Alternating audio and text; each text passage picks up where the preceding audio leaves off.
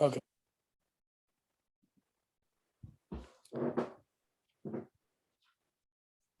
Welcome, one and all, to the Hurdle Podcast. I'm back, baby. Guess who's back? Back again.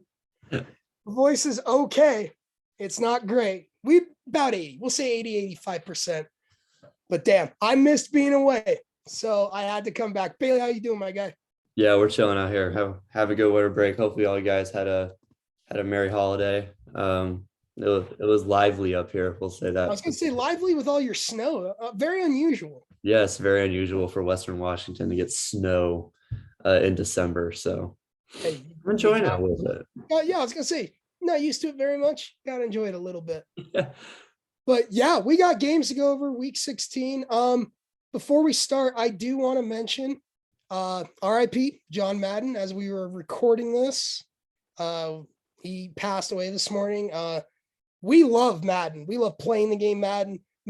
John Madden meant so much to the game. I was just with me now having ESPN Plus, I got to watch the Al Davis versus the NFL 30 for 30. Great 30 for 30. Very good 30 for 30. And, John Madden got mentioned quite a bit because, he was the coach there when the Raiders were finally rolling. So, yeah, RIP to him, man. John Madden meant a lot to a lot of people, especially us, like growing up. Absolutely. And I didn't get to watch him much coach, commentate, etc. But I know like he had a huge impact on the Raiders football community, the NFL in general. And when I actually got to commentate a couple of games from my high school, and going into that, I went back and listened to Romo and Nance a lot. And then I went and watched some old Super Bowls that Madden did. And that's kind of who I learned off of, getting ready to commentate those games. And he was a special talent, and he was a unique character. And it sucks that we lost him, because he's a special human being. What a damper on the end of 2021. Yeah. Yeah, it is what it is. But hey, we got football to talk about. First game of the week, Thursday night, Titans, Niners, great game. I think we both had Niners in this game. Yep. Just because it was kind of the Niners game to lose. And Jimmy Garoppolo found a way to lose it. Yeah, the Niners just kind of look stagnant outside of Debo, because Kittle was pretty much non-existent in this game. And then on the Titans, on the flip side, AJ Brown had a big game coming back in his, I think, first or second game back. First. Yeah, his first game back. What a way to come back.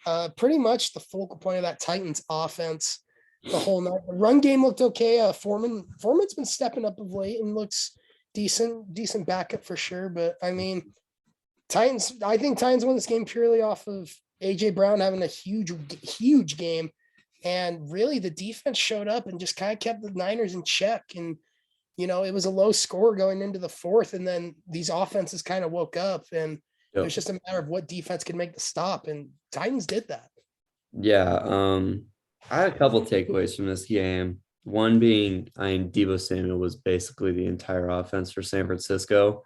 And it was really one of the first times I've seen two wide receivers really go at it. Normally you see, you used to hear about AP versus LT, and matchups like that of running backs and Manning, Brady, Rodgers. You hear about all the quarterbacks and the running backs, but you don't really ever hear two wide receivers getting matched up and really dominating a game. And that's kind of what this was, because Debo dominated on one end for San Fran, but then AJ Brown hands down takes player of the game for me here. He was absolutely ridiculous. When Tannehill had no one to go to, let's look towards AJ Brown. He was literally open the entire game. I know San Fran's secondary has been banged up really the entire year. I think their safeties are healthy, but like the corners, they had to bring in Josh Norman. So I was going to say, Josh Norman's like your corner 2 or 3. Yeah. That's red flag numero uno. Yeah, at least. And AJ Brown torched him route after route after route after route. 11 catches, 145, and a touchdown. Shows you kind of what he did there. But yeah, Jimmy G was borderline terrible this game, I think. The yardage numbers aren't bad. 26 for 35 ain't bad. 2 picks, though, and they were some brutal picks. Like, they costly. They were in the clutch. They gave Tennessee great field position late in the game, and that really kind of sparked Tennessee's comeback, because I mean, San Fran was dominating this game at half. They were up 10-0. It literally looked like they were just going to walk in. I thought my pick was a lock. I was like, first solo podcast, let's lock in a win, baby. Hell yeah. And then Jimmy G happened. So yeah, it was a great game. Tennessee's defense and AJ Brown really led them to the victory in this one. You can tell they're desperately missing Derrick Henry though, and it's time for him to come back. Yeah, because I mean, with them, they're getting their wins now. So's Indy. Indy's creeping up. Indy's now a game out of the division right now, and they're just the healthier team right now compared to this Tennessee team. So that's a little concerning if you're a Titans fan, if you're looking to obviously. I think he's playing better too, personally. I mean, I think they're the more well-rounded roster. Wentz versus Tannehill is like, what am I watching?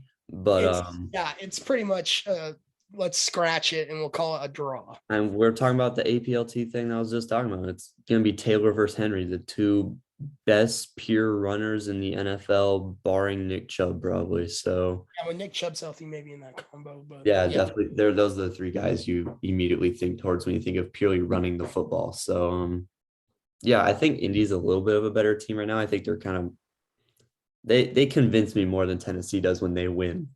Yeah, and we can get into that in a minute. But I was gonna say, we'll get into Indy's win this week, but I think it's interesting now because we're talking bad on Jimmy G because he just didn't play good. I mean, John Lynch, mistakenly retweeted. That's whatever. Trey Lance is starting this week from the sounds of it because of Jimmy Garoppolo's hand injury. Oh, that's right. He's hurt. Yeah. Really, like or a UCL or something, or sprained a UCL. Very serious injury for a quarterback. So it's going to be interesting now with the Niners coming down the stretch, having the sixth spot in the NFC right now.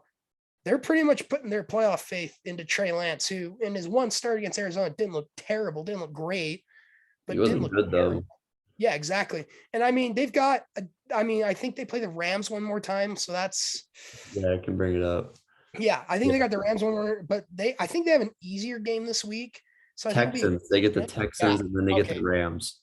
Yeah, so you get a little tune-up for Trey Lance, and then it's going to come down to that Rams game probably to make sure they get a playoff spot. I mean, I think they only need one. They definitely can't lose both. I think if they have to win it here against Houston, because if they go into LA at 8-8, LA is not going to want to play them. Because when you think about it, I think that's how it match up because Green Bay's 1. Dallas is probably the 2 now. So, it could end up being LA, San Fran, and they don't want to play them. So if they lose to Houston somehow, LA is going to do their dirty work early, I would think, and make sure that they don't have to play a divisional matchup in the playoffs because Shanahan just has McVay's number piece by piece right now. So, and that's just something that they don't want to play in come playoff time. So, I think it's a must win against Houston for San Fran. Yeah, I couldn't said it any better. All right. Saturday slate. We got 2 on Saturday, which is very nice. Browns Packers. I mean, I'll just come out and say it. I think the Packers are the best team in the NFC right now. They're playing the best.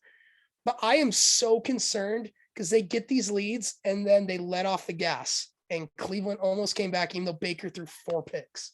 Baker throws only 2. Cleveland wins this game.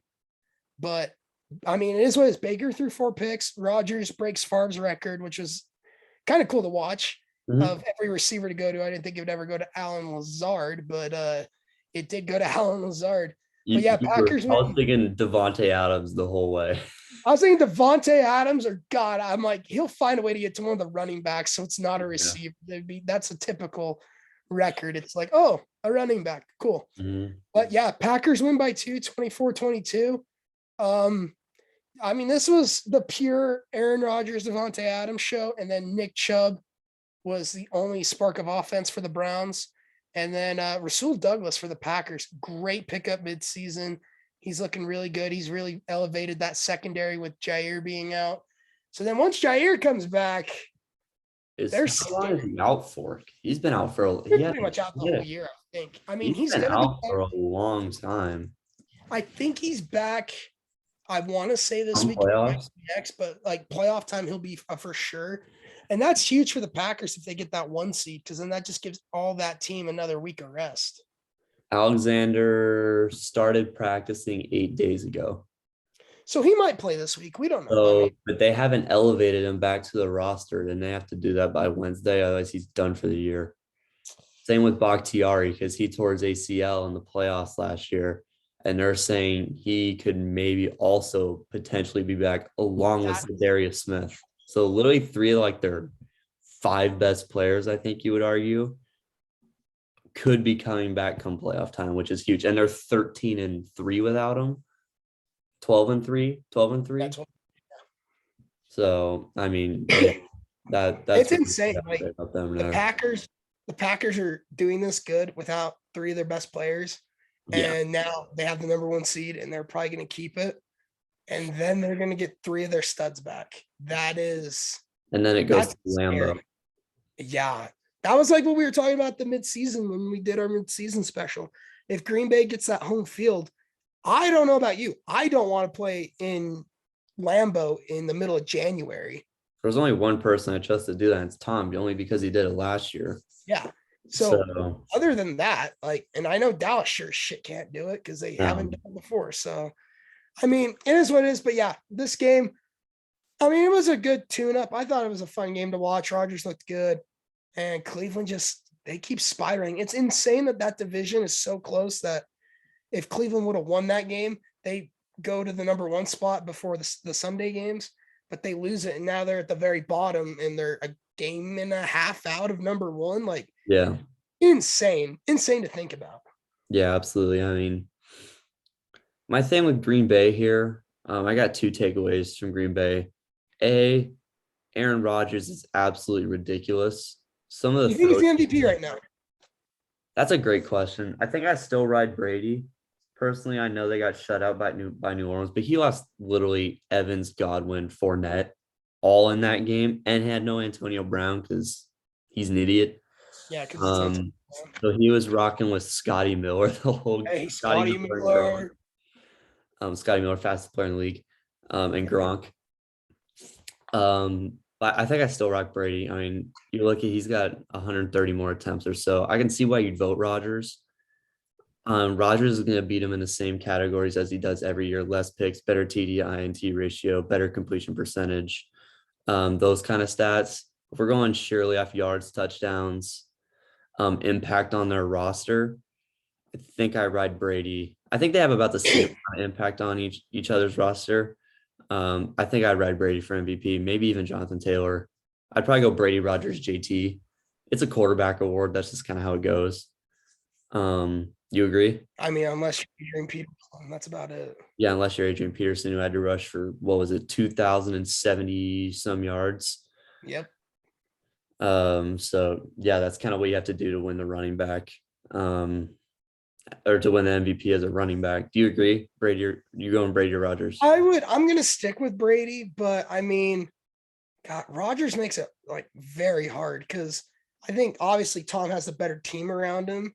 Yep. Compared, like talent wise, I think they're probably the most talented team in the NFL. Yep. But I mean, Rodgers really only has Devontae Adams and a really good 2-headed backfield. And then the defense, I don't think is as good as Tampa's.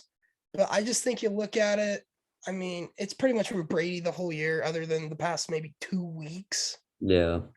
And but I mean, recency bias, though, that loses you MVPs. Yeah, that's what I was going to say, too. Like, with a lot of MVPs, it's kind of how you finish. Like, they care about how you start, but it's all about how you finish. So, I mean, if Rodgers the next 2 weeks comes out and just does what he does, and Brady has maybe one bad game or not as good of a game, I could easily see it going to Aaron Rodgers. Like, if Rodgers goes up against Minnesota this week and just torches them, that's hard to go against. I mean, he did. He will. Yeah. I mean, he hasn't thrown a pick in like 5 weeks.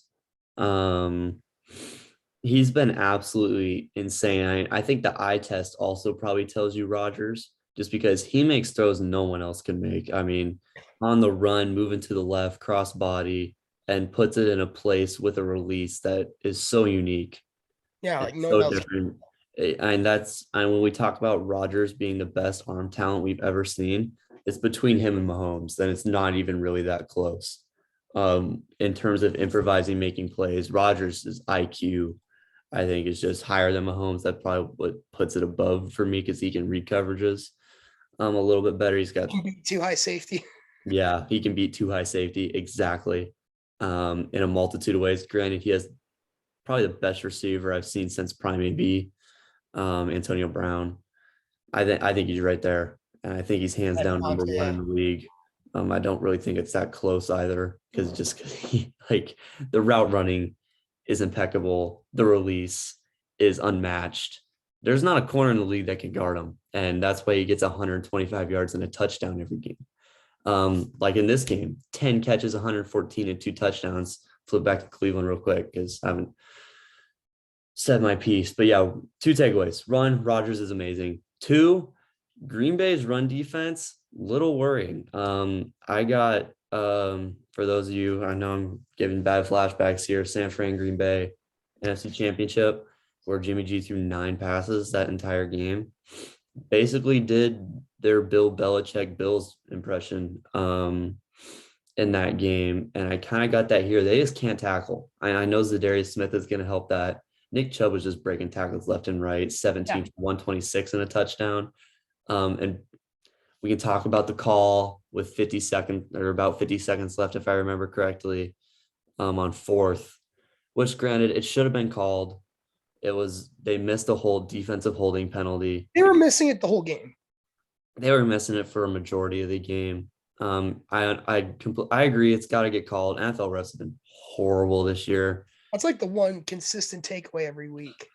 It's that they miss 1 or 2 big calls week in and week out, and it's got to get fixed. Like, how do we not in professional sports have better refs in the NFL, the NBA? The only league that doesn't have bad refs is the NHL. They don't really got a ref. You call icing and offsides. Congrats. Get a slashing here and there. Slashing here and there, a couple high sticks, and you're good to go. Dirt off the shoulder. And boarding. Hey, boarding. Yeah, boarding. Hey, there we go. We know our hockey a little bit.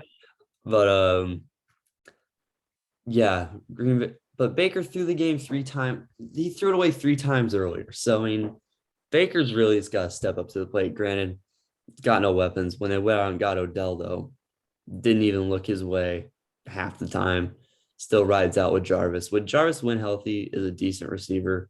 Jarvis did not look good in this game. Doesn't look good, no. And he's a decent receiver. He's not in his prime anymore, though. He's a guy that can get open a couple times, make a couple contested catches, get your 4 for 45. And that's really his max ability nowadays. He can't be your number 1. Hell no. Yeah, and that's what he kind of has to be in Cleveland. I mean, maybe you could say Donovan Peoples-Jones is the number 1, which I think he is right now, because he's that deep threat. He just is so inconsistent catching the football. I think they got to get Njoku going, but when they had the last drive in the 4th quarter, Njoku was open on 2 20-plus yard plays, and Baker missed both of those throws. One by a significant margin, one by one that was close, but it wasn't a catchable ball by any means. But I think they got to get Njoku going because he's a talent receiving wise, and that's why you have him there to create mismatches against linebackers. And that's why you bring in a guy too like Austin Hooper, get him from Atlanta. Is in Atlanta he was that go up and get it tight end, and he can stretch the field. Mm-hmm. They don't throw to him. No, I don't understand, and I understand it's the run game. Kareem Hunt, I don't even think is back yet. Is he back? Yeah. No. So, which they were saying it was 4 weeks for him. It's been about 9 now. I was gonna say it's been about 2 I think months. he's probably done for the year, but Chubb really had to carry this offense, and he really drug him back into this game after Baker was turning it over time after time after time. Still don't think Baker's the answer in Cleveland. I think my prediction ever since we had that argument has been just even more solidified because it really has. He's looked horrible. So yeah, Baker's not the answer in Cleveland. It's just what answer do you turn to? I think it's got to be Bryce Young here in 2 drafts, but and you got to go make a splash move to go get him. Hopefully Kevin Costner signs as the GM for the team. So we'll get you all your picks back in David goddamn Putney just because. But yeah, it was a great game. came down to the end. Sucks that had to come down that the refs tainted this game yet again. Yet again, they do it. What's new? It's magic in the air. Yeah. Hey, it's same shit, different week, man. NFL refs drink something in the water, man. They need to stay off something. The weed. All right. Yeah, stay off the weed. Nightcap for Saturday. Colts go into Arizona, and I don't want to say convincingly, but I don't think there was ever a doubt that they were gonna lose this just because of how fast they started and got up pretty early. Indy wins 22-16 over the Cardinals. I mean, Jonathan Taylor had, I want to say one of his worst games of late, 27 carries, 108 yards. I agree though. Because he took 47 on the first offensive play for the Colts, or his first carry of the game. And really, the Cardinals did a fairly good job. They had the personnel to stop the run game still when you can move Isaiah Simmons into the box as that much of an athlete. They really did a great job shutting him down for the most part. He had 6 carries of negative yards, which is the first time that's happened all year. He actually played. The Cardinals defense honestly played really well. Matt Prater lost him the game, for being honest. Matt Prater lost him the game because he makes the 2 field goals and the extra point. And the extra point, and they win. They win. I mean, yeah. I mean, it's not like Arizona played like head and shoulders above the Colts. Like, even with those few mistakes, it's kind of like, okay, Arizona maybe squeaks out a win. Yeah. But I mean, honestly, Carson Wentz looked decent. He controlled the game. He did what he had to do. I was astonished. The throw he made, the game-winning drive. Yeah, in the left corner, in the fourth, when he's rolling out to the left. And that receiver, it was his second catch all year. Shout out to him. I forget his name. Yeah, I'm not gonna know his name. Yeah, now I gotta go find his name. Because I want to give him a shout out because it was a great catch and he ran a great route. But Wentz threw a basically perfect ball in the back left corner of the end zone, right over Buda Baker's 5'8" short self, and just dropped it right in the bucket. Wentz they passed that entire drive. They didn't need Jonathan Taylor on that drive, and they looked really good. They hit a TY on that corner for about 30 yards. Yeah, I was gonna say on that right side of the field when you right on the sideline. Right down the right sideline. And they really played great football in the fourth quarter, even with Jonathan Taylor getting shut down a little bit. And that's what scares me with Indy. Like, even like if they get a wild card, shout him out. Desmond Patton. Ooh, Desmond Patton, second catch all year. Putting up huge fantasy numbers. What a way to do it too. But like, Indy's a wild card is if Tennessee wins the division, Indy's a scary wild card. Oh, like if they match up with a Cincy in the first round, that's going to be a great matchup. If they match up with, I'm blanking, but like Buffalo, that'd be a great rematch from a year or two ago. I think last year they played. Well, it'd be a great rematch from earlier this year. Jonathan Taylor gave him 5 touchdowns. I think we're all hoping that the Colts just get a fun matchup because it'll be a great game, if we're being honest. I think no matter who they get, they're a tough out. I honestly think the AFC are scary. If they played Cincy, I think they'd beat them personally. I think they could. I mean, if Joe Burrow has a game like he did this week, I mean, they won't. But it's like I was telling you before we got on, like, Joe Burrow got me 64 fantasy points. That's more than he has all year, pretty much. So, I mean, but yeah, like the wild cards in the AFC right now are scary. You got the Colts, you got the Patriots, and you got the Dolphins right now. Yeah, they're cooking.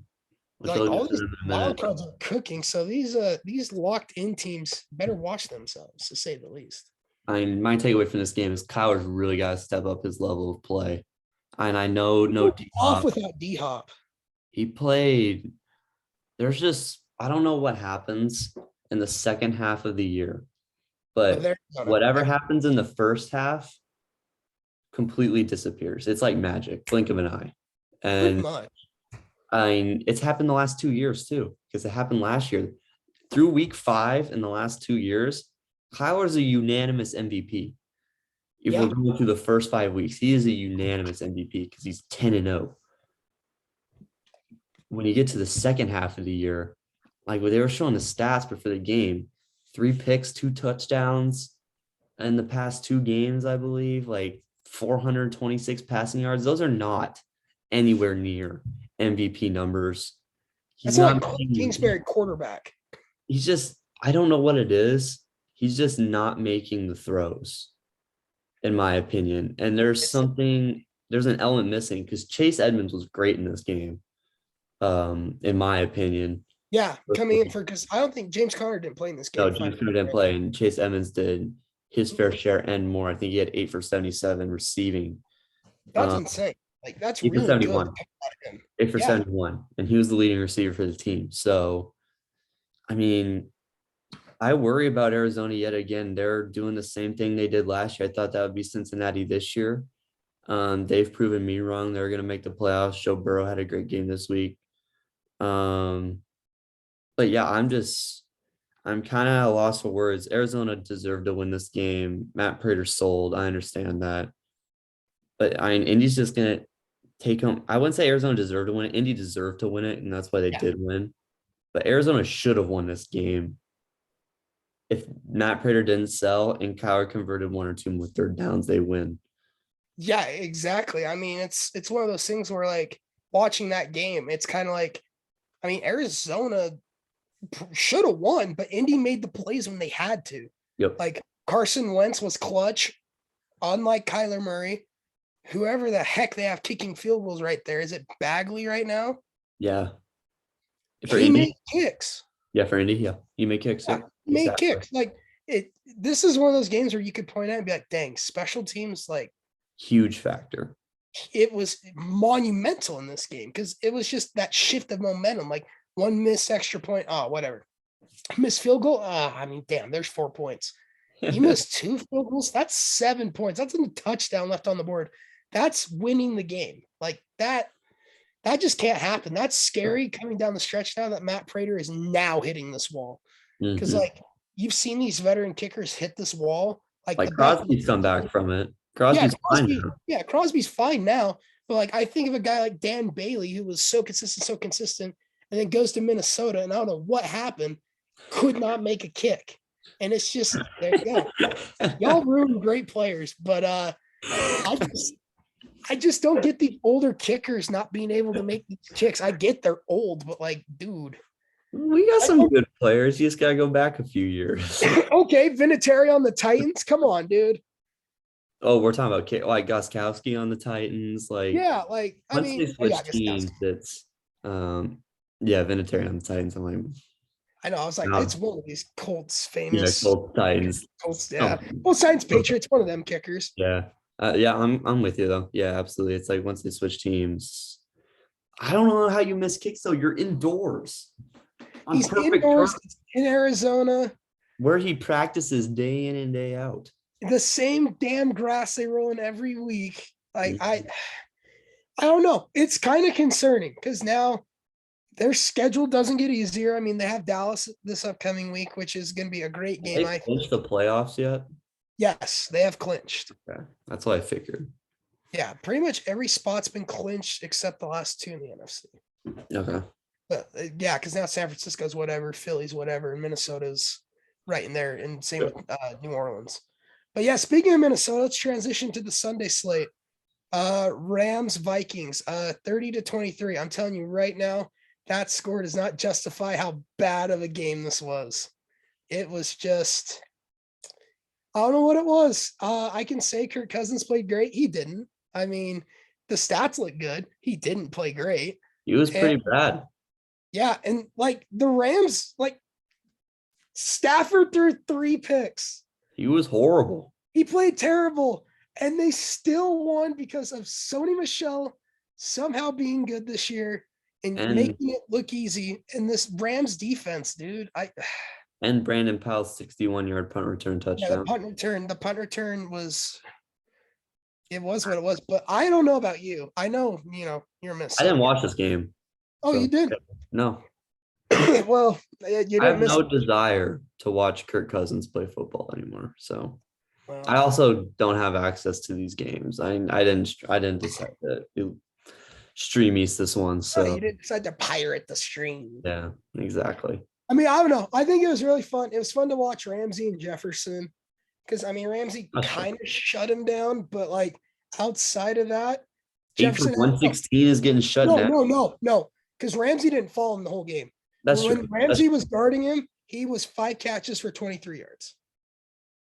I'll take that against Joe Ramsey any day of I the mean, week. that's what I'm saying though, because like you look at the stat line and like you're like, well, I mean, he had Yeah. 118, 116. 23 of that and 5 of those catches, Ramsey was guarding him. Mhm. So he had 3 big burner plays. I mean, this just the Minnesota offense couldn't get going. The Rams offense was terrible. Minnesota's D played really good and kept them in this game, but then they would settle for field goals or, oh, we got the pick and we ran it back to the 2. Let's give it to Alexander Madison and let's just hope he gets in. Yeah. I mean, it was what it was. Yeah. Takeaways from me. Even though I didn't watch this game, I think stats, besides Kirk Cousins, stats never tell the story there. Yeah. Barring that, though, stats kind of tell the story here. Cooper Kupp did his, 2021 average, 10 for 109. That's just, he does that in his sleep overnight. Yeah. It's kind of ridiculous. Takeaway number 1 for me, Kirk Cousins still doesn't know how to win football games. When he gets in red zones, Reggie Miller chokes away. We end up taking field goals the whole game, and that's really what cost us the game here. I was not being able to put in the end zone when you have Justin Jefferson and Adam Thielen, who was, I believe he got taken out in like the second quarter of this game, if I'm not mistaken. mistaken. But he came back. He did come back. Okay. Jefferson, in my opinion, was fantastic. I mean, 8 for 116, you can't turn that down. Has the most receiving yards out of anyone in the past 2 years as a rookie and a sophomore. So take that as you will. Broke Odell's record with Odell there. Yeah, exactly. Sony Michelle is absolutely fantastic. His impact couldn't have been understated in this game, or overstated. Excuse me, I said that wrong. Couldn't have been overstated in this game. 131 yards, completely carried this offense while Jared Goff was throwing picks. Matt Stafford was throwing picks. You son of a gun. Behind center. I just keep confusing them. You're not wrong. Because I've been saying for the past couple weeks, Stafford with a run game so far this year has really been untouchable. And that's really how LA manufactures a lot of points in a lot of these games. When they beat Tampa, it wasn't through the pass. I mean, Cooper Kupp had a big game, but it was through Darrell Henderson and the run game early on, and then they transitioned to the play action game, which is where Stafford normally works really well out of. What was this? I mean, 3 picks against Minnesota's secondary. They were terrible picks too. Against Minnesota's secondary, I saw one of them. I was like, whoa, like it was straight to the defense. It was a perfect laser right to the defense. It couldn't have been better thrown. Hit, I believe it was Eric Kendricks right in the numbers. Yeah, Eric Kendricks, yeah. Yeah, it hit him straight in the numbers. Literally a beautiful throw. To the wrong team, of course. But yeah, I mean, Sony Michelle was absolutely fantastic. That's really all I got to say about this game. He absolutely dominated. Kirk Cousins still doesn't know how to win. Dalvin Cook's impact was missed a little bit. Madison wasn't as great as what he usually was, but he's a backup. He can't give you 150 and a touchdown every game. And it's Aaron Donald and Von Miller, so good luck. But yeah, that's really all I got. Stafford was horrible with a run game, which kind of worries me going into the playoffs. He's playing like that. I was going to say, like, we look at these top 5 in the NFC, these dogs that were like, these are the best 5 in the NFC. Yeah. I feel confident in 2 of the teams with quarterbacks. I feel confident. Do you feel confident enough in Dak? I do, yeah. I think he's a top 7 QB. I think he is. I'm just worried playoff time. That's my only thing. But like, he hasn't played in them yet, so he's played in 1 game, hasn't he? Yeah, I think he's played 2. I think he's won 1. I mean, hell, more than Romo could ever do. But Yeah, that's not hard to do. yeah, exactly. I I got don't know. as many playoff wins as Romo does. This is true. Very true. I'm just worried about these NFC West teams. I'm worried about Kyler. I'm worried about Stafford because their defenses can only do so much. And their run games can only do so much. Yeah, and the run game can only do so much. So then it's going to come down to, dang, these two teams that like earlier, I'm like, these two are probably the two best in the NFL to now. I think if they gotta go through Lambeau, I think Green Bay rampages through them. Honestly, oh yeah, I think they kind of crush them, especially Arizona. I think if Green Bay draws Arizona, which they won't, they'll have a first round bye. But if Arizona wins hard, then they reseed, if I'm not mistaken. yeah. So then the one gets to play the lowest seed, which it's fine. I think Green Bay crushes anyone in Lambeau except for Tampa Bay right now.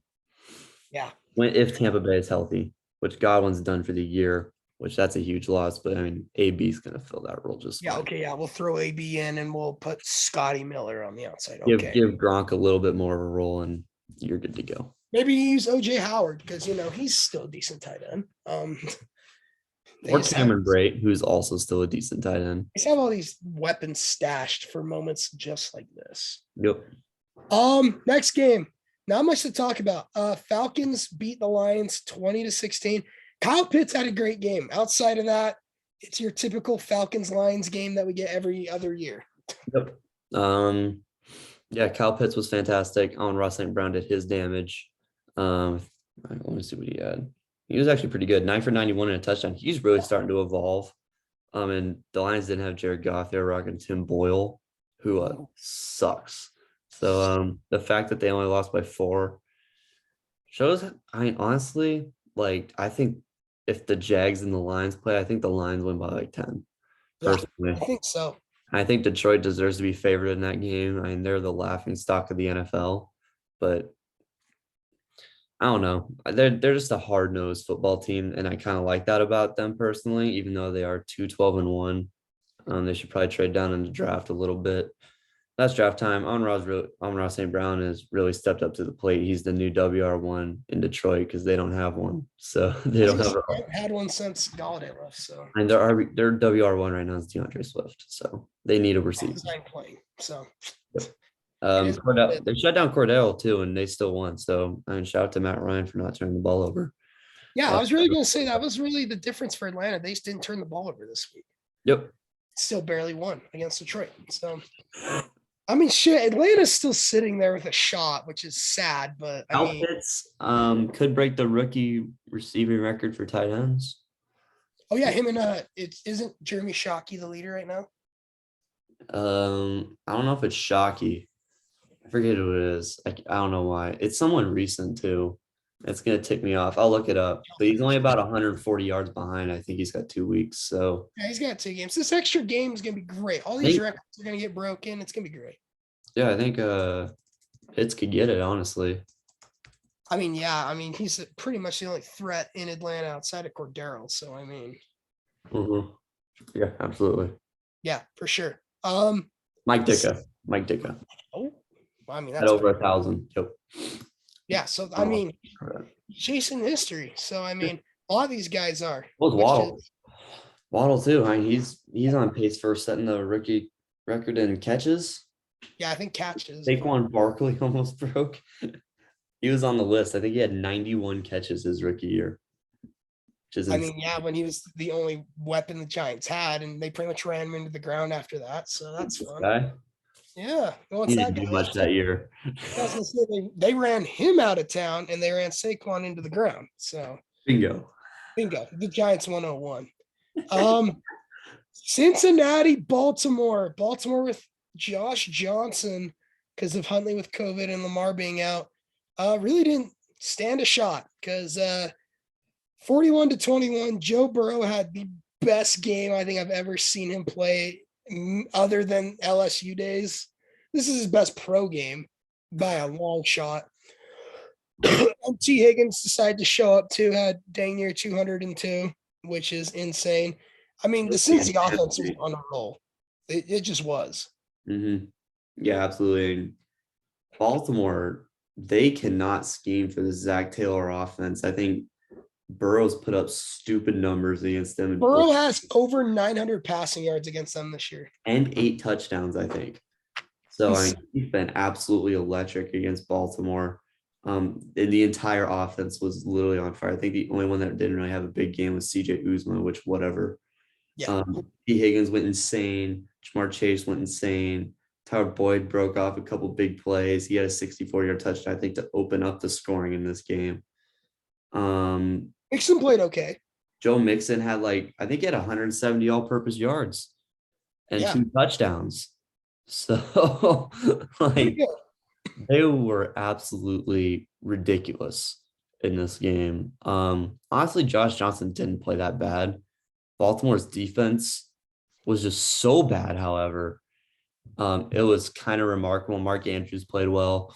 He's actually making a name. He's on a tear recently, and I think he's going to get Kelsey because Kelsey didn't play this week. So I think he's going to get Kelsey's 6-year crown on his grasp on the tight end record, being the best tight end in the league for a season. Yeah. That's probably going to go to Andrews this year because everyone else has been hurt or gotten COVID. Yeah. But, yeah, Josh Johnson didn't even play that bad. Thought he played I was going to say, right. What's scary to me now is I think Baltimore's showing they can plug any quarterback into the system, and they play dang near the same. Yeah, I mean, Huntley was fantastic. Too bad he got COVID because he was great against Green Bay, 4 total touchdowns. Josh Johnson, I think, had 3 passing touchdowns in this game. If you're Lamar Jackson, you have to be scared a little bit, I think. He had 2 touchdowns, sorry. Lamar's still the guy there, obviously, but I look at this and I go, okay, Tyler Huntley's been in this system for 3 games and has looked just as good, if not better, passing the ball than Lamar. And then Josh Johnson comes in for a game against a very decent Cincy defense and played really good. Yeah, he did throw a pick, but I mean, he had 2 touchdowns and almost 300 yards, I believe. So, and granted, they were playing catch up, but still, I mean, yeah, I mean, a little bit of it's stat padding, but I mean, they're making throws that Lamar doesn't make.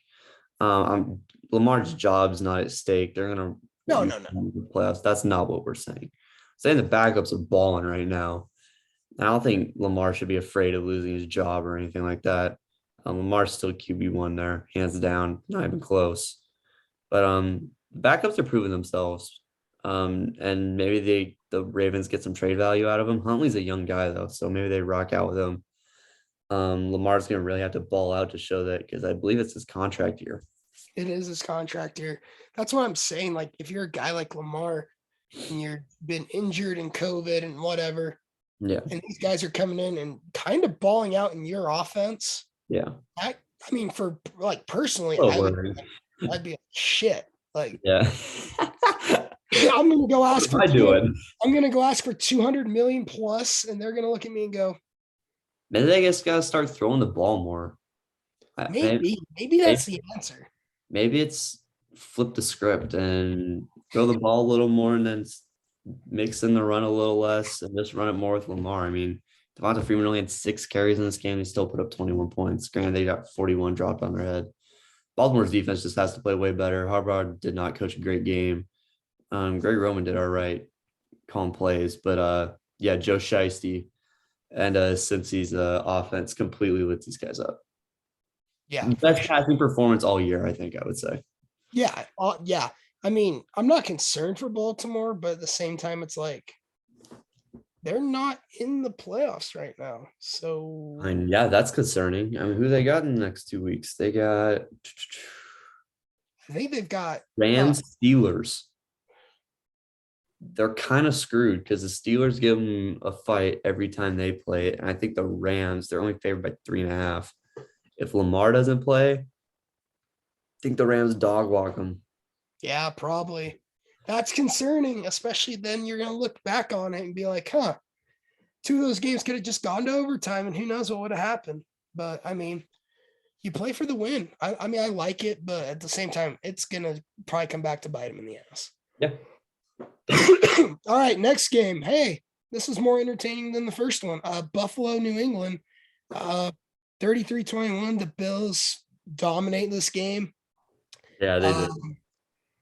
Josh Allen looked really good. He did. I He looked like he wanted that Pro Bowl spot back.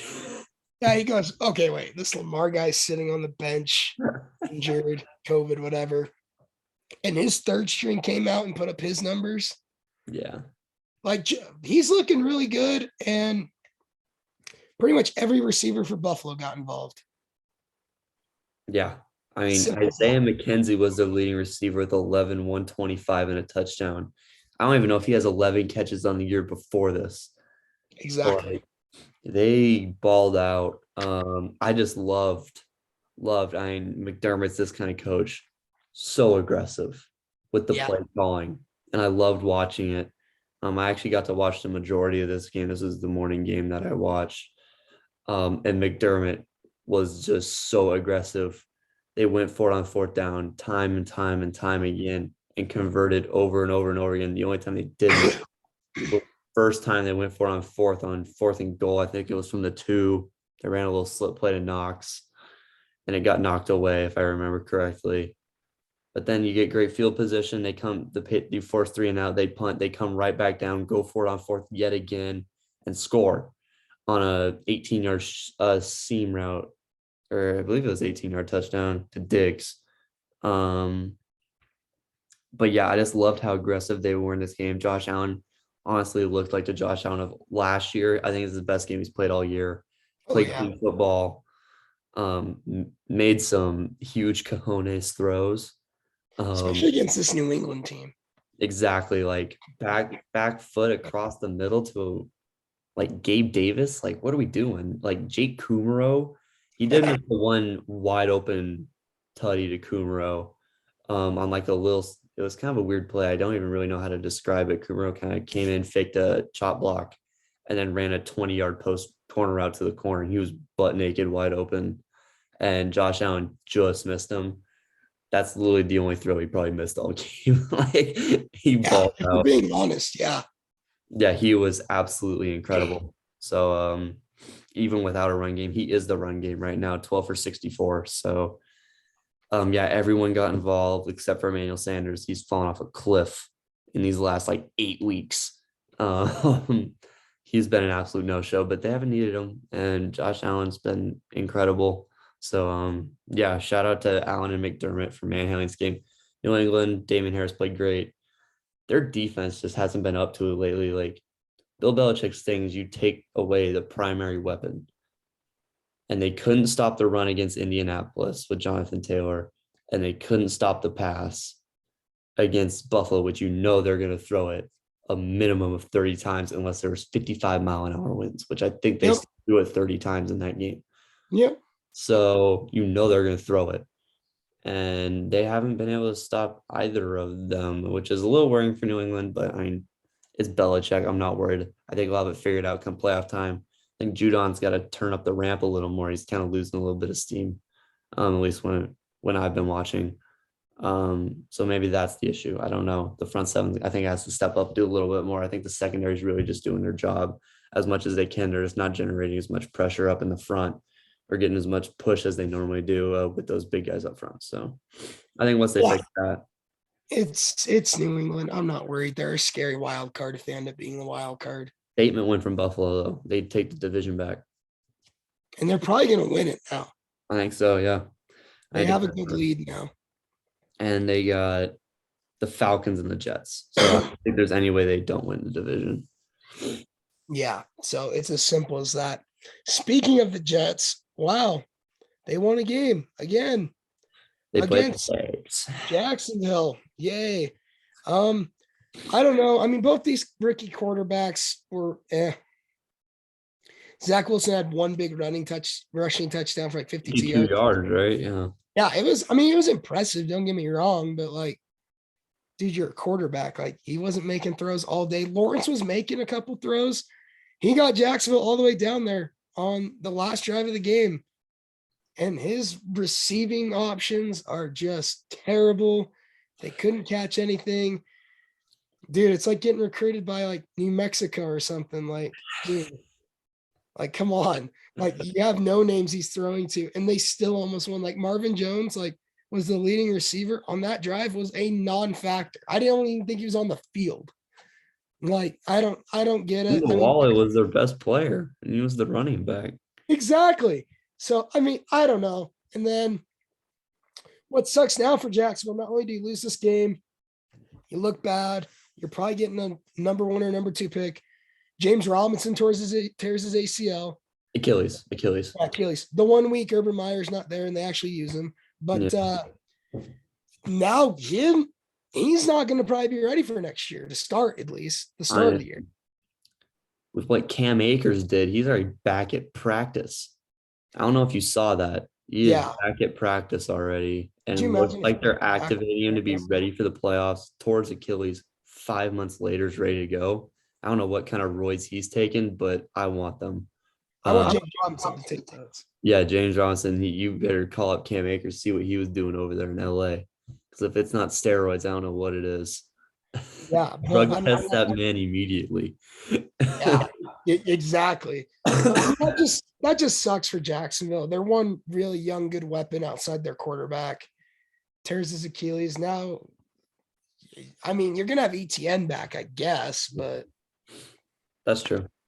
Yeah, they got the replacement. I mean, I think once Jacksonville, if you get the 1 this year, I think whoever gets if you have a top 3 pick, unless you're sold on either Thibodeau or Hutchinson, I think you just immediately trade down.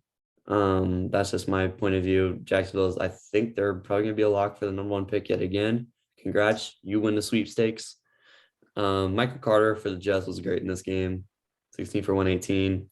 It's another game where special teams takes a factor though. I mean, Braxton Berrios 102 yard kickoff return touchdown. Just another game where special teams is taken into effect, and that's really what happens in these December games. Much more attention to detail is brought in, which is why Brady's got 7 rings. So exactly. So and they just pay the most attention to detail. Once you have things narrowed down and on lock, that's what wins you the games in December and early January. So yeah, and the Jets did that this game, like better than the Jags. So that's why. Yeah, woo! Just barely better than the Jags. Congrats. Speaking about just playing better than the Jags, Philly. Philly being the 7 right now. Hold up. Uh-oh. Take that off real quick. Yeah, get the Giants jersey out of here. Ooh. Philly being the 7 right now is maybe the most asinizing thing I've ever heard, because they go into halftime tied at 3 with the Giants, who had literally backups everywhere except Saquon, and then decided, all right, okay, fine. All right. We'll put up 31 in the second half and make everyone realize that, oh, we're okay. Jalen Hurts is okay. Dude, I don't care what Philly does the next 2 weeks. I know we play him one more time. I pray that we get the number 2 and we get to play him again back to back, because I know it's hard to beat a team 3 times. This Philly team is terrible. They are 8-7. I don't know how. They are just so stagnant and boring to watch, because you watch them in that first half. It's the most boring game of football I've ever seen, other than the other Giants and Eagles game this year. Yeah. And then that was horrible. And then they flip a switch and put up 31. I don't get it. I really don't. Yeah, I don't understand either. No Miles Sanders, that's gonna suck. He broke his hand. I think he's out for the next 3 or 4 weeks. So maybe they get him back by playoff time. Looking like they're gonna be running Jordan Howard into the ground yet. Hurts balled out in the second half. They sucked in the first half. It was the tale of 2 halves in this game.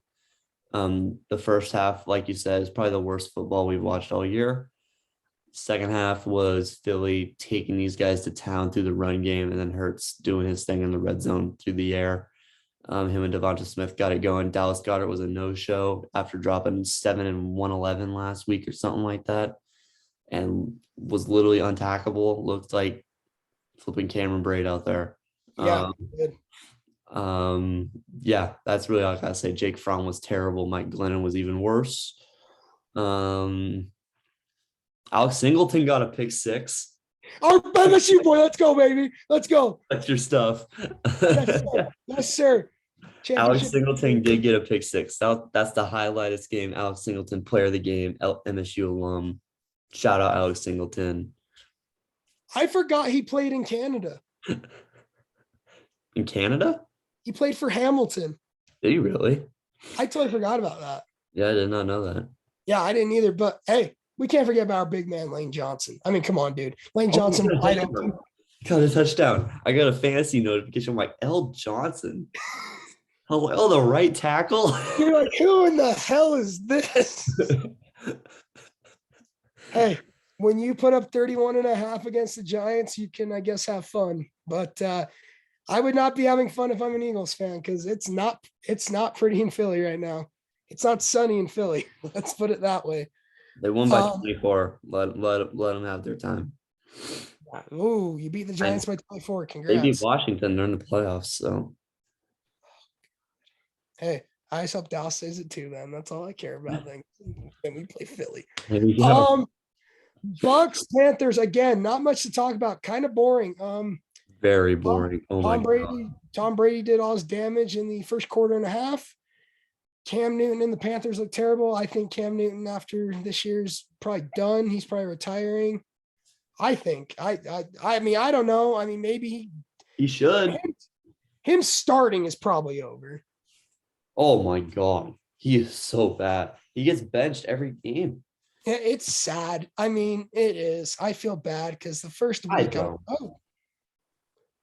don't. I'm tired of it. He's had his chances. He had 2 years after the MVP year in Carolina where he wasn't very good. Gets cut as he should because he didn't play well. People were salty about that. Goes to New England, has the one great game against Seattle, which they still lose in. Yep. Sucks the rest of that year. Blows that opportunity away. Gets another opportunity at the start of this year.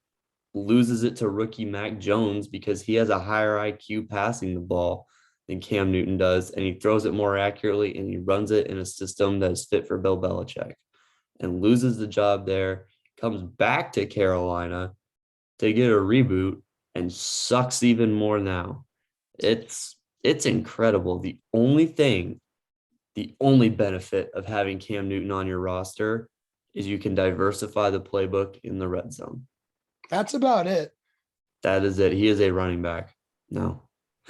It's as simple as that. Hey, I mean, McCaffrey's always hurt. Maybe keep him running back. Good Lord. Keep him as the third or fourth string running back. Maybe throw him at tight end a couple times. Did he have a rushing touchdown? No, because Carolina kicked field goals. Never mind. Yeah. He's had a rushing touchdown almost every The streak ended. Streak's over. Dang it. Damn. I was close on my prediction. Very close. Hey, big props. I mean, Carolina is now set up to I hope take a quarterback in the draft, but I don't. I hope they try Watson. I mean, okay, if you can get Deshaun, yeah, but they should be them and the Steelers should be the number one team to go get Deshaun Watson. If not Miami. Yeah, it's not looking like it's gonna be Miami. Yeah, I mean, it's really not. But I mean, I like how Tua's been playing. So exactly. But I mean, we'll see. If they don't get Deshaun, then I think they have to take a quarterback. Yeah. They're going to be one of those teams that's desperate to get a quarterback. They might be one of those teams that calls Jacksonville and trades up, or Detroit and trades up, just because of wanting to make sure they get their guy. I mean, that's what teams seem to do. So, I mean, they might fall into that pitfall as well. But speaking of a pitfall, the Chargers. I really don't. I didn't even watch this game, honestly. I didn't either. I didn't believe the score. I didn't believe it. I saw the score at the first quarter. I'm like, Chargers still going to win by 20. And then they gave up 24 in the fourth. Yeah. Houston, an impressive feat by LA's defense. Yeah. Davis Mills looked like a amazing quarterback against the Chargers. I don't know how. Herbert looked, I'm not going to lie, he looked terrible. I know he 300 and something passing yards. his picks were atrocious. And he was playing catch up the whole game. And I get that, but his picks were just, oh. And then I don't know how you let a guy like Rex Burkhead. If you have 4 running backs coming into the year, you got Mark Ingram, Philip Lindsay, David Johnson, and Rex Burkhead. And if you would have told me that Rex Burkhead would be the best running back on this team, I would have laughed. But here we are. Lindsay's on the Dolphins. Ingram's back in New Orleans. David Johnson sucks, and Rex Burkhead is taking all the carries. Hey, that's what that New England, bloodline. Great. He was really good. I don't think he's ever had that good of a game, ever. I don't think he had one in New England this good. No, there's no way. He just did his best Jonas Gray impression. I mean, pretty much. I guess. I don't know. I guess Jonas Gray is. Huh? Let us know who Jonas Gray is in the comments. Hell, I don't even know. We'll give you. We'll pin your comment. We'll pin your comment and shout you out next time. Yeah, I'll shout you out. I guess. Give you an IG shout out if you can tell us who Jonas Gray was. Without Google, don't be like that. You can't Google it.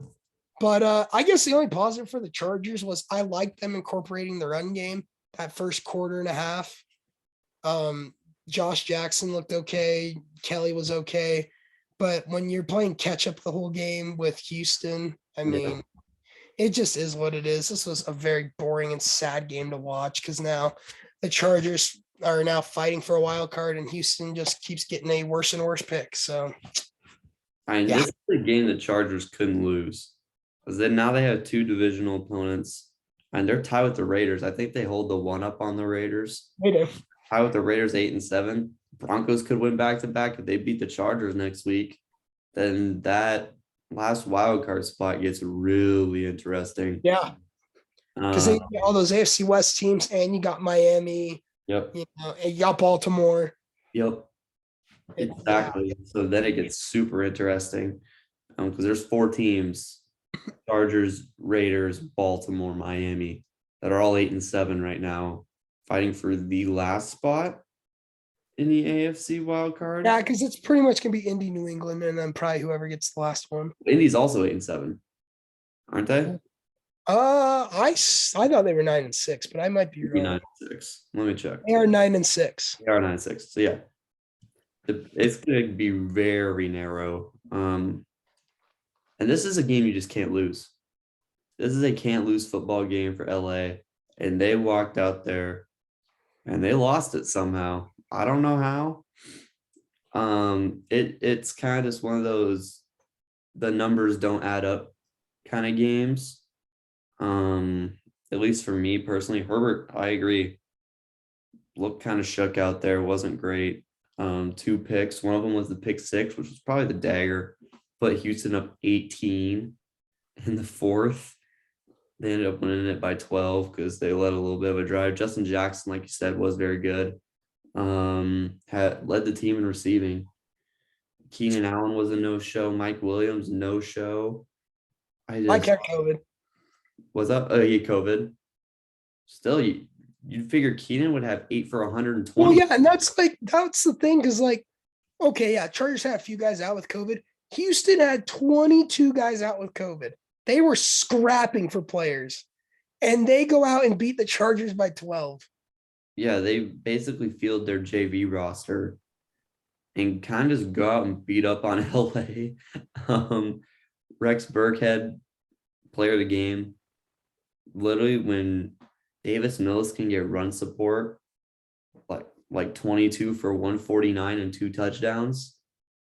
Houston, honestly, maybe could have been over 500 this year. Honestly, if you have a run game like that, if I'm getting over 100, if I'm getting 5 yards a carry, over 5 yards a carry, over 6, if I'm doing my math right.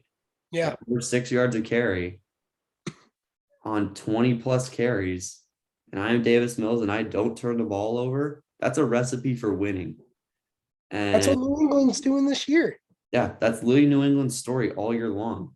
I know Houston loves to replicate New England because they bring in all the scrubs that Belichick dumps off, aka Rex Burkhead.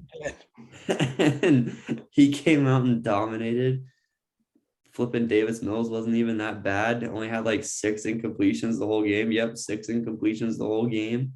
LA Chargers, what was that? Like your defense was so bad. Your special teams wasn't that good either. And you kind of got crushed by Houston. And I can't put the pieces together. Probably because I didn't watch the game. I'm not gonna watch the highlights either. I just can't put the pieces together. It was the sheer fact of Houston having one of the things go right and LA having nothing going right. I think that's just what it came down to. Yep. All right. Hey, speaking of your snow up north, northwest, I should say, it was a snowy one in Seattle.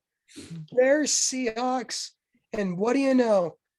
Of every coach to go for 2 and win the game off it, Matt Nagy does it, and Jim Harbaugh can't. John Harbaugh. Sorry. Yeah, John, one of the Harbaughs, whichever one. You're right, John. Yeah, John. I frankly don't get it. I mean, Nick Foles looked okay in this Matt Nagy offense. Rashad Penny was pretty good. I don't get how the Bears win games anymore. I really don't. I mean, God, it's just Nick Foles, I guess. I don't. Oh my God. I really don't either. Nick Foles probably played the third best quarterback. Like the third best quarterback performance Chicago's had all year. Dalton played one really good game. Fields played one really good game. And Foles did this. Now Foles gets his. So they're all out of good quarterback play for the rest of the year. Trying to, make the playoffs if you're a Bears fan. Move your way right into that 14th pick. That goes to the Giants. But yeah, I don't really have much to say either. Russell Wilson has just been so unimpressive this year, so lackluster. It's a throwaway season for him. But he's not helping his trade value out very much. What Seattle wants for him, they want 3 firsts, I'm guessing, which is a fair price. But after this year, I don't know if I'd be willing to give up 3 firsts for Russ. I love Russ. I think he, with a form of an offense, I don't even know how you even say it, is a top 5 QB in the league. He's just, I don't know, the finger injury and didn't start off great. He just hasn't had that one half of the year where he's been surely dominant. And Rashad Penny's breaking out, I guess you could say. He's kind of a boomer bust kind of running back, and he's been booming the past few weeks. And so for Russ to not really do nothing with a run game, and he kind of sucks right now, is lackluster. It's not a great look if Seattle's looking to move him. I'm pushing for Minnesota to trade for Russell Wilson. I will be on this bandwagon for a long time. Kirk Cousins 2 firsts and a third should get it done. I know Seattle fans want to assassinate me right now for even mentioning. How far is Luke from your house? Yeah. I'm sure he could maybe get a 360 no scope. Yeah, I'm gonna have red dots all over my house in the morning. But yeah, I'm gonna push for Minnesota to trade for Russ. It's just literally Culpepper and Moss all over again, in my opinion. I was gonna say, do you think a team that I don't think the Giants is a fit. I think the Giants is a terrible fit. Well, no, I was like, my thought is, do you think a team that's a quarterback away just goes out and gets him like a Minnesota? I mean, obviously you guys are a little bit more than a quarterback away, but I was gonna say Minnesota, Cleveland, or Pittsburgh. Yep. I think those are the 3 that I'm like. Oh, and Miami, Carolina. Those 5. And maybe I know next year Jameis will be healthy, but maybe Sean Payton goes, hey, we can maybe get Russ down here. Like, I don't think any team would complain about getting Russ. Cap for that? Huh? Do they have the cap for that? Shit, no, but at this point, what's a few mil over the cap? Come on. What's the luxury tax of? Yeah, we'll just turn a lot of money. Yeah. But But yeah, I think, don't you think just one of these contenders just has to go out and get him? yeah, Cleveland, I mean, Baker and 2 firsts and a third could get it done. Kirk and 2 firsts and a third could get it done. Carolina could send 3 firsts easily. Miami could send 3 firsts easily. Whoever doesn't really win the Watson sweepstakes, in my opinion, should immediately switch their gears to Russ if he hasn't been traded already. Maybe just go for Russ now because he's honestly the safer option. I know. Mrs. Allen, the owner, doesn't want to trade him and doesn't want to get rid of Pete, but it should be in their best interest to move on and look forward personally. And that's kind of what do you do with DK and Lockett? And I think you go trade for a guy like Baker. I mean, he's still 24. And then you get a couple firsts to pile on top of that. Seattle loves to trade down. That'll probably turn into like 12 fourth-round picks. Yeah. And then you're good to go. You're just big chilling. I mean, I just think if now is probably the best time because, like we're saying, like his value isn't as high as a Deshaun right now. And you could argue when both are playing. I'd say they're fairly equal. But then you can, The lawyer stuff. Once if Deshaun gets his court cases settled, I think Deshaun has a higher trade value just because he's way younger. And they're very comparable as quarterbacks, in my opinion. Yeah, that's what I was gonna say. Do you just give up less for an older quarterback who's just as good as Deshaun? You just won't have him for as many years, or do you just pray that it gets figured out and then send the house? Yeah. And these teams can't wait either. That's the other thing. Like, you can't wait and hope Deshaun because if we're being honest, a lot of these teams come draft time in April are either going to know if Deshaun's going to be good to go or if he's not. So then you go, okay, do I trade everything and hope Deshaun's good? Or do I just sit on my picks and make picks or trade them or whatever and then hope Deshaun gets it figured out? Because that's like one of the biggest gambles. Like, it's such a big risk and high reward. Like, you're risking him maybe not playing, but then you trade your future for him and he could be your future. I mean, even if you're a team like not Jacksonville, but Detroit, you trade, say you get the 1, I know of the 2, you get the number 2 pick in Jared Goff because you can't hold Goff and Wilson, and that'll put you over the cap just right there. I mean, if you're Seattle, do you take that with the number 2 overall pick? And then you throw in another first there because Detroit's not going to be very good. Russell's not going to want to go there, of course. But I don't even know if he has a no trade clause or not. Yeah, I mean, he's waived it for like 4 teams. So, but like, even let's say Detroit's on that list. The thing is, okay, let's say you trade him, right? And let's say, all right, we're going to ride Goff a year like the Lions did this year. What are you taking it to? Are you taking, like, you're not going, oh, we get Jared Goff, we lose Russ, and we get whoever's at number 2, and that right there is going to turn us around and make us a playoff team. No, I don't think you do. I mean, it's intriguing because then Seattle will find a way to blow the number 2 pick. But I mean, I think Seattle definitely has to listen to offers. I think another team that should have vaulted themselves, because I know John Lynch is super aggressive.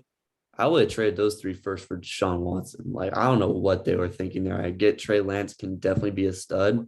Give me the dude who's 24 and has already proven himself to be a top 6 guy in the league. Yeah. And Deshaun, court cases or not, I would have traded 4 firsts and Jimmy G for Deshaun in the blink of an eye, because instantly you go from probably this 8-win, 9-win team that they have right now to probably 12 or 13 in the blink of an eye, and you are a Super Bowl contender. And I would probably pick them to beat the Rams with Deshaun Watson. And I'd probably pick them to beat Green Bay as well. It's just how the cookie crumbles. I do think it's time for Seattle to start listening and mulling over some offers, though. If they're going to be really stubborn and hard-headed, like how Houston has been, that's not the approach. I know you need a QB to win in this league, but Seattle has no trade assets of any kind, and they have no coaching right now to go out and say, Russ, we could take you to the Super Bowl again. I think once you've hit that point when he's 33 years old, like he is now, it's starting to become time to move on.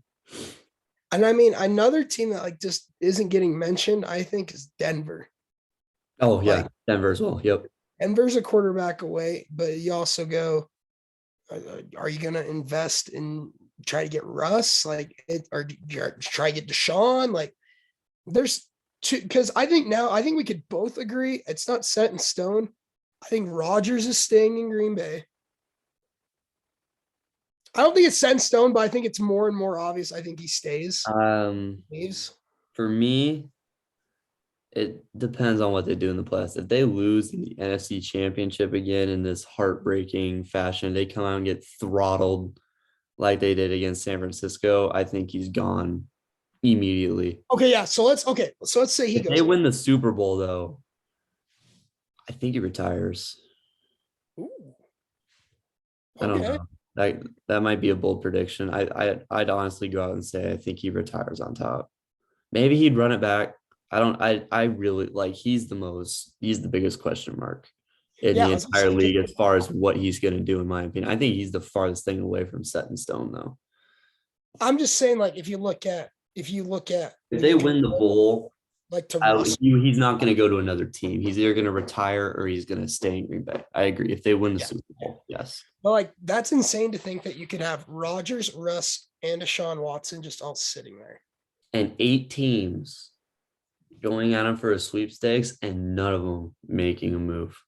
I mean, Miami made their move for Deshaun, giving up 5 first-round picks, and Houston still said no. So it's insane. That price tag is your entire franchise at that point. Yeah, you have to be confident. Dang, we went off on a random Bears Seahawks game. Yeah, Bears get a win. Congrats.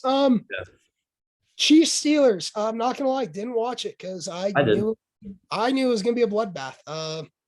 I knew Kansas City was just gonna. It wasn't a bloodbath. It was a slaughtering. Well, yeah, a one-sided bloodbath. Chiefs win 36-10. Mahomes looked, He looked good, in my opinion. In the first half, he looked very good. Yeah, in the first half. No Kelsey, and Hill only had 2 for 20, if I'm not mistaken. Pringle, leading receiver.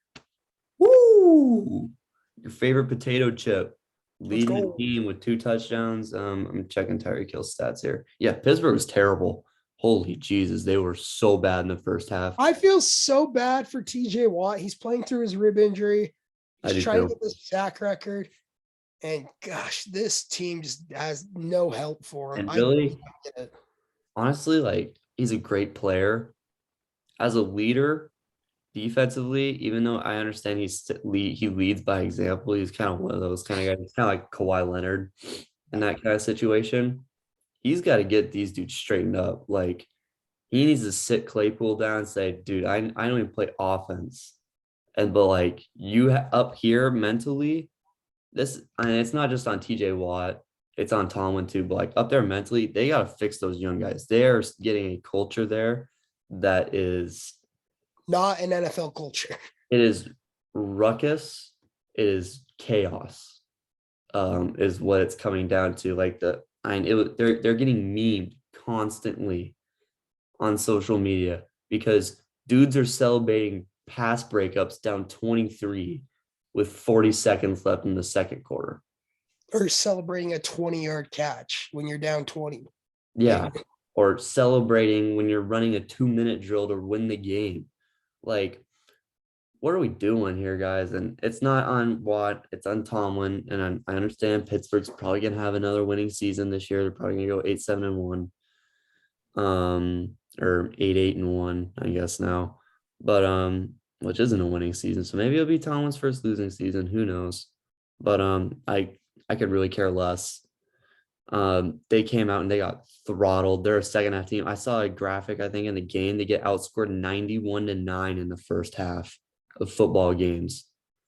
And they outscore opponents like 63-20 something in the second half.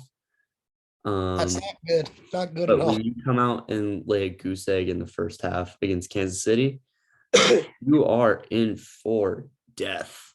You're screwed. You are screwed. So Yeah, that's really what happened in this game. Casey came out, punched him in the mouth. Najee played all right. Somehow got over 20 touches in a blowout. So congrats, Najee. You have solidified your role on this team. As a rookie, you're the only bright spot. This O-line for Pittsburgh is so bad. They are so bad. It is unbelievable. They're bad. Ben's bad. The weapons outside of Najee are bad. Deontay Johnson's good. I don't want to hear it. Deontay Johnson's good. But yeah, I agree with you. Besides that, holy Jesus, they got crushed. Yeah, not pretty at all. Speaking of not pretty at all, this Raiders Broncos game, I mean, entertaining, but I mean, like watching defense.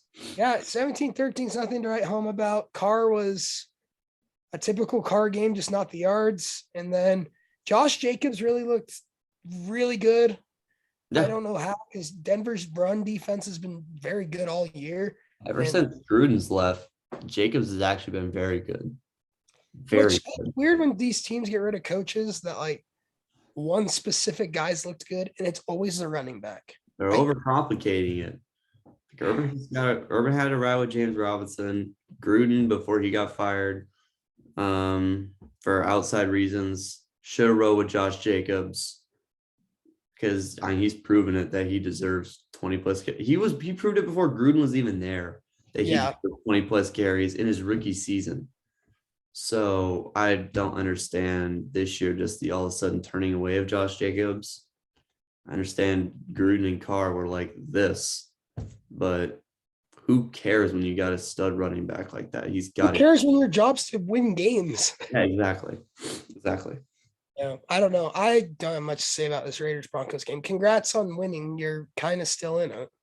Yeah, I mean, Carr did his best Kirk Cousins impression, except he won. Congrats. He's really just the AFC version of Kirk Cousins, in my opinion. Hunter Renfrow, it seems like teams are starting to figure him out, because no Darren Waller week in and week out is really going to start to hurt his value here in these late weeks. And the Raiders just don't have the weapons. I know they're 8-7. They're going to have to do their best Philadelphia impression and really run this rock and milk this clock to get some wins here. And you figure that just plays right into Denver's hands, and they completely shut down the run game. Their leading rusher had 12 yards. Javonte Williams had 7 for 12, and Drew Lock played in this game, so you're going to lose. Drew Lock was quarterback, so I knew it was over from the beginning. Exactly. So, and the Raiders were at home, and that helped a little bit. So it was a no-show game. I know it's close, but I didn't have much interest in it, even though it has some playoff implications. But yeah, good win from Vegas. They won a defensive showdown, stop what Denver does best. I think that's a key takeaway from this game. Yeah, for sure. It's pretty much whoever could stop the run, and Vegas was able to. I mean, it was as simple as that. I almost forgot this game even happened, because dang, I only watched probably the second quarter of it, because it was over by the end of the first quarter. Dallas throttles Washington. Everything from a sideline fight to a blocked punt touchdown, you got it all in this game. This was the bingo of every NFL game that you want on a bingo card. Punch thrown, a special teams touchdown, D lineman interception touchdown. You got it all. And I mean, it's impressive to beat any NFL team 56-14. Dallas could have put up 63, but they could have put up 77, in my opinion, honestly. Like, if that played fourth, they could have put up 70-something. They threw the backups in and were still putting points up. Like, yeah, I mean, I don't know. It's a good win. I'm not like, oh, my God, Dallas beat a team by 42. Holy cow, we're winning the Super Bowl. Holy cow. Like, dude, it's Washington. I'm not saying I expected a blowout, but I didn't expect it to be as close as the first one. That's what's crazy. The fact that the first one was 27-20 like 3 weeks ago, and this one turns around and is 56-14. Yeah. Dallas completely dominated this game. I mean, the scoreboard. Scoreboard. That's what I was saying to all those South Dakota State players. Hey, scoreboard, bud. Yeah. Thanks, Captain Obvious, for pointing out that Dallas won by 42 points. Yeah. I mean, Dak got all his weapons back and was basically perfect. 4 touchdowns. They didn't need Zeke or Pollard to do anything, which helped me in fantasy because Reen was playing Tony Pollard. So yeah, that helped me a lot. It also helped me that they were up 42 going into half. I think 35 going in 35 going into half. Yeah, this game was over when it was 28-0 with about, let's see here, or 28-7, excuse me, when it was 10 minutes left in the second quarter. That's a statement win. Granted, it's against a terrible team. I'm also like you, Logan. I'm not gonna say these guys are Super Bowl champs already, like Dallas fans love to do. Hey, But I'm not one of them, but they all love to do it. I'm not gonna lie. They do all love to do it. So yeah, yeah, that's really all I gotta say. Dallas played basically a perfect game, made Washington look like they should be in the CFL. Yeah. Speaking of a guy who should be in the CFL, Ian Book started for the Saints. I feel bad for him, bro. I feel bad for any Notre Dame quarterback at this point. I saw that stat line that like Notre Dame quarterbacks are 0 of 24 in their last 24 starts. It is what it is. It sucked he had to play Miami because Miami's big bright spot's been the defense and Waddle.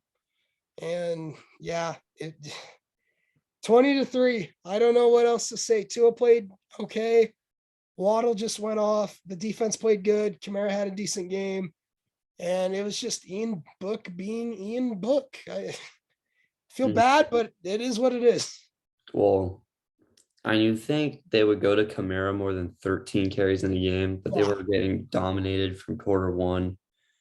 The Saints offensive line was so horrendous, and I felt so bad for Mr. Book because there was no pocket ever. He ain't a scrambler. He is not a scrambler. And he's not a scrambler. He's not an improviser. He is a pocket passer. People were comparing him to Drew Brees because they're both 6 foot white and pocket passers that can't really move. He's not Drew Brees. He doesn't know how to. Granted, it's part of his job to set up pass protection. There wasn't any pass protection. And Kamara didn't really do much in the receiving game either. Jalen Waddle tore these guys up from start to finish. Tua didn't really look great, in my opinion. He was very, very mediocre in this game, had his ups and downs. And I know he only had 7 incompletions, but the incompletions, about 4 of those probably could have been picks. Like they are. Yeah.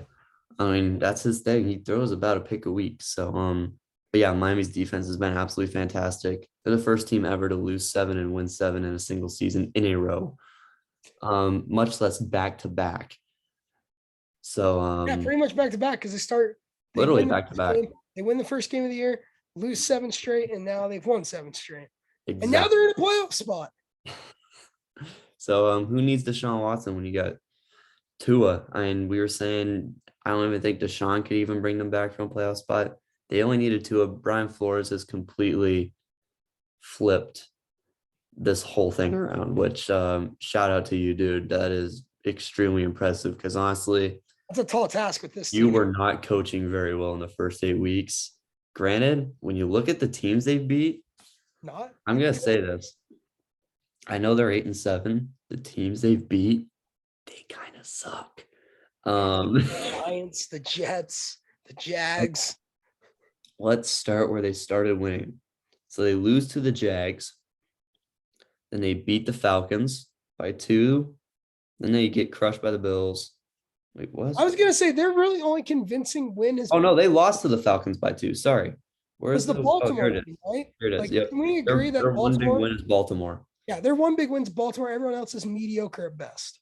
Beat Houston, then Baltimore, then the Jets, then the Panthers, then the Giants, then the Jets again, and now the Saints on their 4th-string quarterback. So really, Baltimore is really their only significant win. And I don't know. When I look at the strength of schedule, it is just.